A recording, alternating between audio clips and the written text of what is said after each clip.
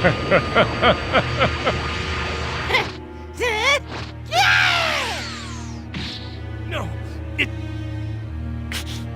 it wasn't supposed to.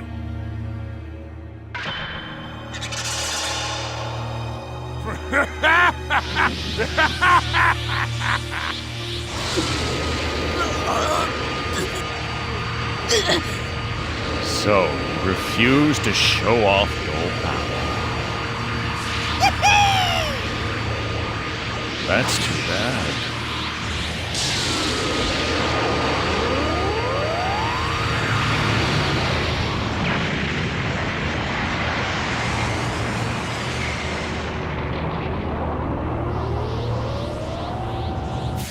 What's up, guys? Ultimate King / Ultra Atomic giving you some Dragon Ball Z Xenoverse gameplay. Now, guys, you're probably wondering, is this review going to happen? Is this Far Cry review going to happen?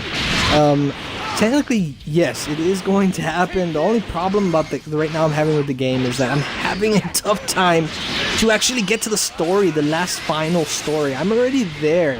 The problem is every time I log into the dang game, I get sidetracked by side quests and, oh, I gotta get this gun, and it's very, very, very hard to go after the final quest because basically, I feel like I'm not ready yet. So yes, guys, when I'm pretty much almost done with the game, I will review that game pretty damn soon. So don't get too crazy about it. Now, guys, this is the review for Dragon Ball Z Xenoverse. I'm gonna be talking about about what my expectations of this game was, bugs, you name it, everything that is included in the review, and it's gonna start right now. Now, guys, one of the things that I'd like that just one thing about this game is that I expected this game, my expectation for this game was that it was gonna be, well, decent, maybe, because Dragon Ball Z games in the past are, they're not the best, but they're decent. So I guess one of the best Dragon Ball Z games I played had to be Budokai, one of the first games, Budokai 3, I think. That one was really good. Everyone liked that. All my friends liked that. We'll all come over to go play Budokai on the PlayStation 2. But for this game, I guess what killed it for me and on the Battlefield franchise was Dragon Ball Z Battle of Z. That one was the worst, probably in my opinion, the worst Dragon Ball Z game I've played. But this game, it blew me away. I mean, in ways where even the most anticipated game, Destiny, and Destiny is supposed to be an MMO shooter, it cannot compete. Look at the emotions that it has. Look at that. It has multiple emotions, and that's just sad, to see this type of game have elements of MMO, and Destiny still doesn't have that. I mean, Destiny has emotions. I'm not gonna lie. Destiny has emotions. Just four emotions. That's it. In total, that's it. Which is sad too. They don't even have a chat board. They can't even chat on the tower. It's sad. It really is sad that this game happens to be a little better in MMO parts than Destiny. I'm not saying this game is better than Destiny. They're kind of two different games. You're talking about a fighting style game versus a shooter game. But it is sad for this type of game that is not as hyped up as Destiny was, and yet it did better in areas where Destiny didn't. For example, this is a challenge issued by a player. I accepted the challenge. It takes me into some sort of a duel where we both fight. Now, that is an MMO style thing that happens in MMOs. World of Warcraft, some of my friends like RuneScape was one of them. I don't like that game, but DC Universe, Online, all these type of games have that sort of element in there, but Destiny is missing that element, and this game has it. It's just very, very funny how this game has certain elements and Destiny doesn't. I'm comparing them because Not because they're not in the same category. Obviously, they're not. I mean, Destiny is a shooter and this is a fighter. But the fact is that they're both supposed to be MMO games, and you're supposed to take into account that. And honestly, this game, wow, I got blown away with this game. I wasn't expecting it to be good. I mean, it has MMO elements in it. It's actually, I wasn't expecting it to have this much MMO elements. You know, for example, if you're gonna do an attack, you notice that those little attack options will come out. It's exactly like an MMO would be. You're gonna do, I believe, a conjuring in World of Warcraft. You're gonna press 2 or 3, shift 1, or something like that. This is sort of the same, except you press the trigger. You know, if you're gonna fire a weapon or something, the trigger RT, and or I don't know what the trigger is for PlayStation 4, right? But you press that, and then options will come out. You press X or square or whatever you want to press, and you do what do you say, Kamehameha or a Big Bang attack or something. And it basically has those types of elements, you know. It's so smooth, anybody can pick it up. It is challenging to, match the combos when you want to. So it's not really nobody can just come and spam this game. It needs a little bit of time to work with.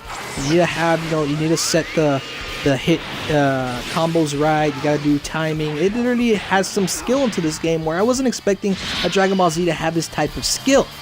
And I'm just amazed how this game turned out to be. I wasn't expecting it to be like this. Overall story, it's a good story. I'm not gonna lie. I'm this is probably the best story I have ever got from a DBZ game, and I'm pretty sure in the next installment we're gonna be getting a better story. So that's something interesting, because from DBZ games, you really didn't get good story from them. I mean, the voice animation was off. This was good story, and I really liked it. Anybody who is familiar with the series is gonna love this story. Is gonna freaking love this story. I'm telling you. I liked it. I really did. The story was really good. I mean, the overall there was little, on voice acting on the English, because I listened to English dub instead of the Japanese version, because I just can't stand Goku's voice. It is just no. But the English version, it was good. I did notice some weird parts they messed up in. Like, you can tell they messed up.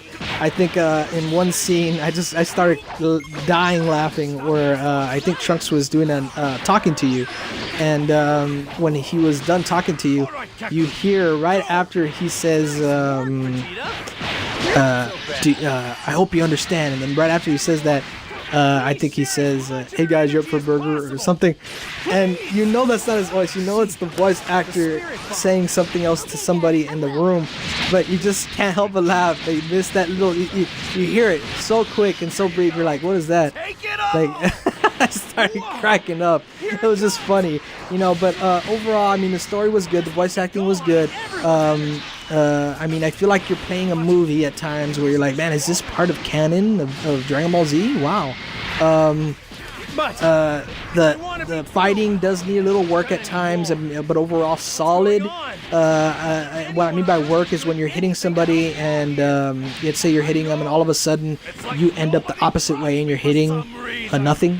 So that's something that they need to fix overall in patches. Most of these things that I'm referring to, the bugs, need to be fixed. Online definitely needs to be fixed. That's one of the main issues, because most of the time I believe it logs you in like 3 times in the beginning of the menu, and if the online is disconnected, server maintenance, you want to play offline, it keeps trying to sign you in, and it throws you back to the menu, so you can't really get in. You have to wait for that error to say, oh, DC Universe is not available, and then you can play literally offline, but it keeps trying to sign you in. I don't get that.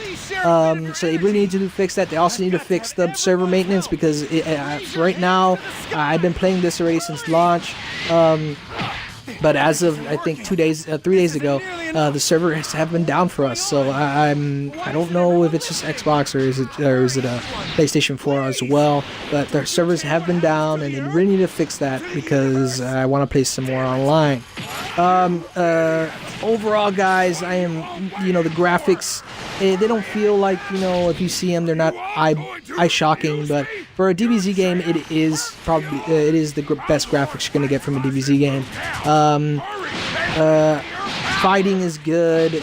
The animations for your supers, I mean, everything is good with this game. If I was to rate this out of a 1 out of 10, I would rate, if I'm a Dragon Ball Z fan, I'll definitely, without a hands down, but just as a Dragon Ball Z fan alone, I would rate this a 9.